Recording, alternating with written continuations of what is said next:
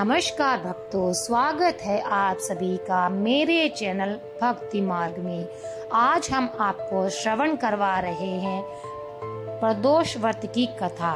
महादेव यानी शिव जी को समर्पित ये प्रदोष काल की कथा। तो चलिए शुरू करते हैं प्रदोष व्रत कथा। प्राचीन काल में एक गरीब पुजारी हुआ करता था। उस पुजारी की मृत्यु के बाद उसकी विधवा पत्नी अपने भरण पोषण के लिए पुत्र को साथ लेकर भीख मांगती हुई शाम तक घर वापस आती थी। एक दिन उसकी मुलाकात विदर्भ देश के राजकुमार से हुई, जो कि अपने पिता की मृत्यु के बाद दर दर भटकने लगा था।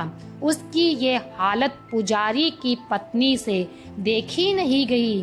वह उस राजकुमार को अपने साथ अपने घर ले आई और पुत्र जैसा रखने लगी। एक दिन पुजारी की पत्नी अपने साथ दोनों पुत्रों को शांडिल्य ऋषि के आश्रम ले गई। वहां उसने ऋषि से शिवजी के प्रदोष व्रत की कथा एवं विधि सुनी तथा घर जाकर अब वह भी प्रदोष का व्रत करने लगी। एक बार दोनों बालक वन में घूम रहे थे। उनमें से पुजारी का बेटा तो घर लौट गया, परंतु राजकुमार वन में ही रह गया। उस राजकुमार ने गंधर्व कन्याओं को क्रीड़ा करते हुए देखा तो उनसे बात करने लगा। उस कन्या का नाम अंशुमति था। उस दिन वह राजकुमार घर देरी से लौटा।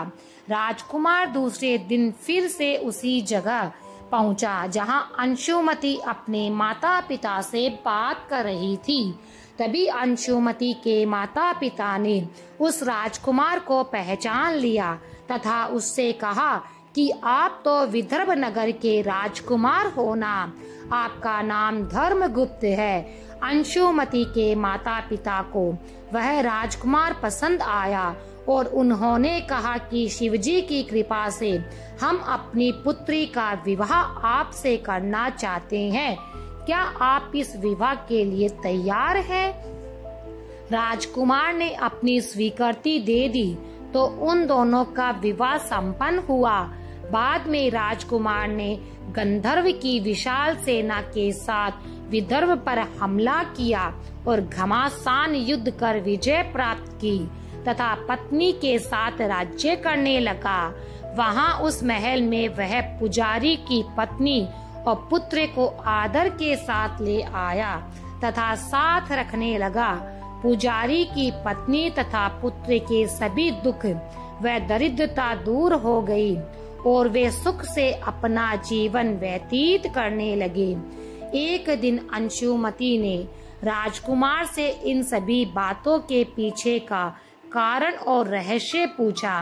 तब राजकुमार ने अंशुमति को अपने जीवन की पूरी बात बताई और साथ ही प्रदोष व्रत का महत्व और व्रत से प्राप्त फल से भी अवगत करवाया।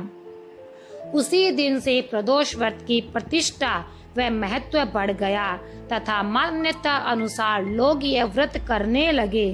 कई जगह पर अपनी श्रद्धा के अनुसार स्त्री पुरुष दोनों ही यह व्रत करते हैं। इस व्रत को करने से मनुष्य के सभी कष्ट और पाप नष्ट हो जाते हैं एवं मनुष्य को अभिष्ट की प्राप्ति होती है। तो सब मिलकर बोलेंगे हर हर महादेव, हर हर महादेव।